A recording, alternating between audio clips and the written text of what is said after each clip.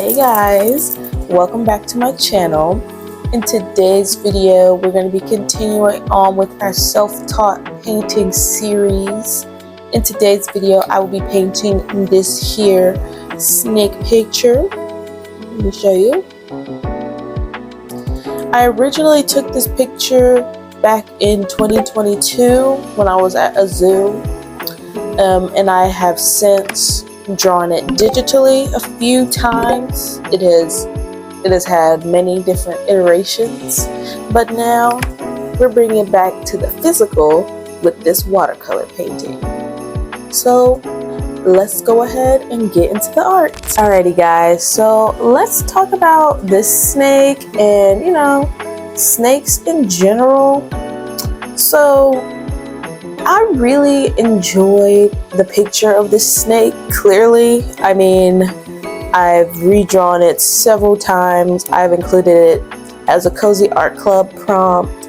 And here I am again, painting this snake. Like, I clearly love this picture and this snake. It actually, every time I see it, it makes me want to bust my camera back out and take more pictures. I love taking pictures of nature and animals and stuff like that. Like, that's my jam. But this snake in particular that I'm drawing here is very much a simplified version of the picture that I took. Like, I don't have all the scales and markings and intricate details because that's just not how I draw. I'm not gonna lie, that's not how I draw. So that's not how I drew it. And to get it the same picture onto this little piece of paper, it's a little, I want to say it's got to be 6 by 6. Yeah, it's got to be 6 by 6. I don't think it's 8 inches. But it's a little square piece of paper. I just plopped that thing right on top of my iPad and used it as like a light box and just traced over the picture that I drew of the snake from the reference image. Kind of a lot of stages, but I used that as my tracing basis and I just traced it right on. I used my micron pen and I inked it up and I started painting her. So I do apologize, the footage here is a little blurry and it will be kind of blurry on the actual snake itself.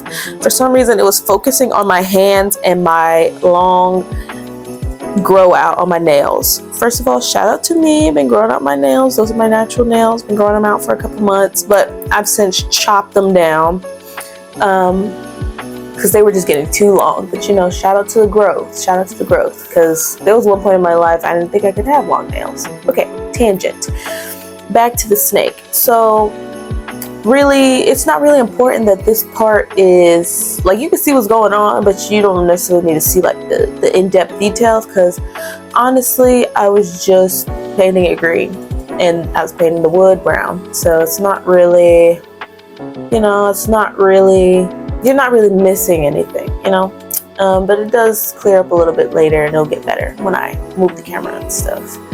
But I like snakes. I feel like that's like an unpopular opinion, unpopular thing. I like snakes. I think they're cool. Now, if I see a snake in the wild, I'm not gonna go mess with it. I'm gonna run the other way and I will be scared, absolutely. But a snake behind a glass? Oh, yeah, they're cool. If somebody had a pet snake and they told me that they were like, calm and chill and they knew that for sure, I would touch it. I've done it before, I'd do it again. I would hold a snake, like how you could take a picture with like ball pythons. I'm pretty sure I did that in Florida before, because that's what you do in Florida. But shout out to my people from Florida. Yeah, I don't hate snakes. I like snakes. I used to watch a lot of content about people that owned reptiles, and a lot of them had ball pythons. Those are very popular. And yeah, they're cool. Yeah. But I think this snake was a green. I don't want to lie to y'all. It It's clearly a green snake. I was gonna say a green viper, but I do not want to sit here and lie. So I just forget I even said that. I'm erasing that from your mind. You don't even remember what I said. Back to what I was saying. One time when I was a kid, actually, I had this neighbor in my neighborhood. This is actually kind of a sketchy story looking back on it. We went into this person's house. This was an adult's house. It was not any of me or my neighborhood houses. This was just kind of a random adult. I don't remember if it was a man or a woman. I want to say it was a woman, but I can't remember. This was when I was in I had to be in like the I was probably in the 4th grade. 5th grade at the max. I was in elementary school. That's what I'm trying to say. We went over this person's house, and I distinctly remember us like looking for their snake or like helping them find their snake. I don't know, but we found it. And I remember they had like textbooks. They put like a bunch of textbooks or like thick books on top of the snake's cage, because apparently they would get out of their little enclosure often. So yeah, I remember petting the snake. That was the point of the story I was trying to tell you, is that when I was little, I kind of had a positive experience with a snake. We found a snake, I pet it, it was cool, it was like, ooh, it's like scaly, oh my god. And then I think we left. Yeah, I don't think my mom actually knows about that story, so if you're watching this, Mom, sorry. But anyway, so I'm not like most people who have probably had like a terrible traumatic origin story with snakes or anything like that growing up. So, and I also, like I said earlier, consumed reptile content, so I liked reptiles. Kind of similar to that with rodents. I like rodents. I've owned a lot of hamsters in my life. I've owned gerbils. I've owned guinea pigs. Yeah, I like rodents. I would own a rat, but I'm pretty sure everyone in my family would hate that, and I want to be respectful. Well, when I was growing up in my parents' house, I wanted to be respectful of what everyone was comfortable with. They already thought I was pushing it with the hamsters, okay? But I'm just grateful that they never, well, they might have judged me, but they'll still let me do my thing. So that's cool with me. So I like rodents and I like reptiles. I actually love all animals. I feel like that's kind of the gist of where I was going with that. It's like, I love all animals. My family has like a really odd relationship with cats, and a lot of my family members are afraid of cats, and they do not like cats, which I think is so interesting. But they all kind of have like childhood horror stories around cats, so they don't really mess with cats. But I like cats personally. I don't mind them. I think they're cute. Little kitten. Even an adult cat, I'll mess with a cat. But that's just their thing. And animals they have always been my thing. One animal, reptile, that I do not mess with is frogs, though. Frogs. Now that one I've had a childhood horror story about. It was raining one day and I tripped and fell, like I slipped. And when I looked up, there was a frog right in front of my face, and I was like, oh my god, this frog is about to eat me, kill me, this is it. So I jumped up and I was screaming and I ran into the house. And that is a moment that I have yet to live down from my family. They will still bring that up and they will still laugh at me about that, as families do. They love to bring up horrifying things to you as jokes and funny things. But I'm pretty sure from their point of view that probably was hilarious. So I can understand that. I can give that to them. So let me actually talk about the art a little bit here. The reason why we're here. So this snake, the one thing that I was working on was working on getting it the correct shade of green. You see here I started adding more yellowness to it, which I think is exactly what it needed to give it that bright, popping, really bright green color that it had. And one thing that I do wish that I did differently was I wish that I had the reference photo that I took at the zoo. I wish that I had that pulled up while I was painting this. You know, for some reason, I just like to go off my mind, my memory, my imagination, and I have like an aversion to reference photos. I don't know what my problem is with that, but that would have helped for sure me try to get the color correct. But that thought honestly did not cross my mind one time doing this, not one time. So that didn't happen, unfortunately.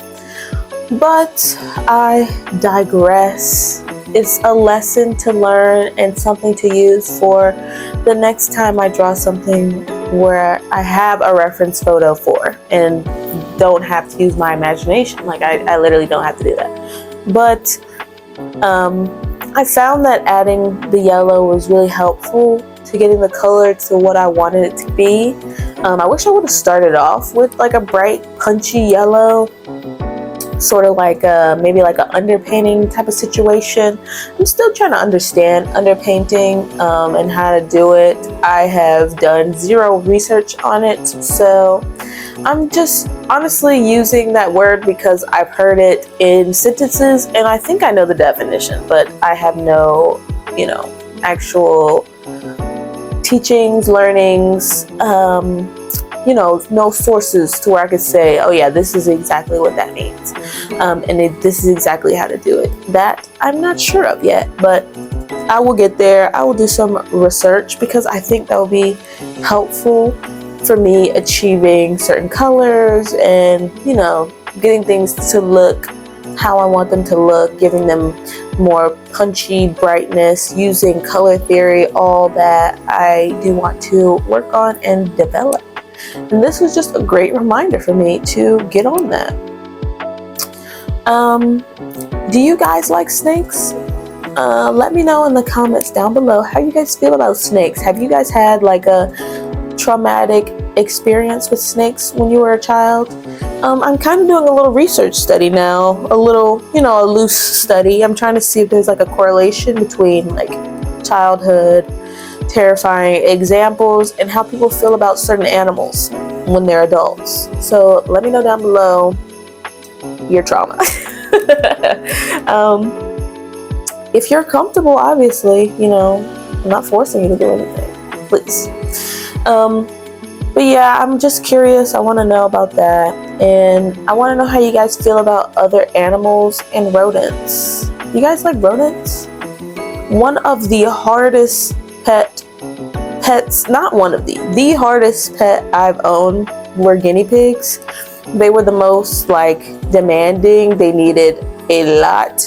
I was getting them hay, I was getting them fresh vegetables, I was getting them pellets, I was cleaning their poop, I was making their liners in their cage. I bought a wire cage, this very expensive wire cage with a plastic bottom that had an open top, so there was no roof on that thing, and it was 6 feet. I bought them a playpen. I was making the liners for that with fleece and an absorbing layer, fleece on top. I was doing a lot of sewing for them. I made them little things that they could sleep in, little hideout, little pouches. I had to cut their nails. I had 2 guinea pigs. Their names were Ziggy and Drea. Shout out to my girls. I hope they're doing great. I had them for a year, and then I had to rehome them. Unfortunately, I really did not want to rehome them, but I did have to because I was moving from Charlotte to Greensboro, North Carolina, so I could complete my master's degree. So I had to move and I could not bring them with me where I was moving to. Unfortunately, that was like the worst time, like the worst realization when I realized that they couldn't come with me. I was like, do I really want this degree? My pets, I gotta leave my pets. But you know, I did end up finding this girl and rehoming them. She also had a guinea pig and she was trying to, you know, find a companion for her solo guinea pig, you know. So complete side tangent. Just like this side tangent that I'm painting right now. I was waiting for the snake to dry a little bit and I was like, oh, I drew this little capybara, let me paint it. Why not? I've already got brown in my palette, let's go for it. I kind of messed up on the eyes, not kind of, I just made them really big. So, you know, I'm gonna have to try to draw those again. It was kind of cute, kind of fun. I just looked up like animals on Pinterest and there was like a capybara and some water. I'm sure this exact photo will pop up if you search capybara on Pinterest. And there were also like flowers in the lake all around it, so if you notice that, I didn't include any flowers because one, the perspective was already kicking my butt and adding in other elements was just going to be a lot, and this was just a quick little doodle next to my quick little self-portrait doodle. I find it pretty fun having like other little drawings and doodles to paint while my other painting is drying. I found a little hack to do something because I don't like waiting for the paint to dry, which is one reason why I have been enjoying watercolors because they don't really take that long to dry.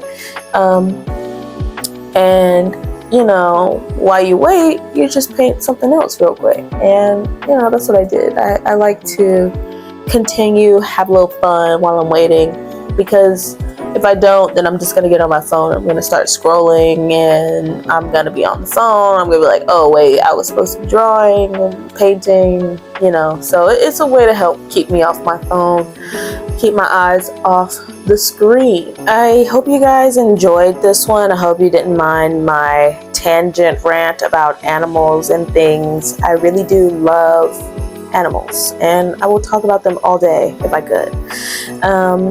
Hope you guys enjoyed this one. Thank you for coming along with me on this journey. Also, let me know down below if you guys have any pets currently. Let me know about your current pets because like I said, I love animals. I love them. Don't forget to like, comment, and subscribe, and I'll see you guys in the next one. Bye!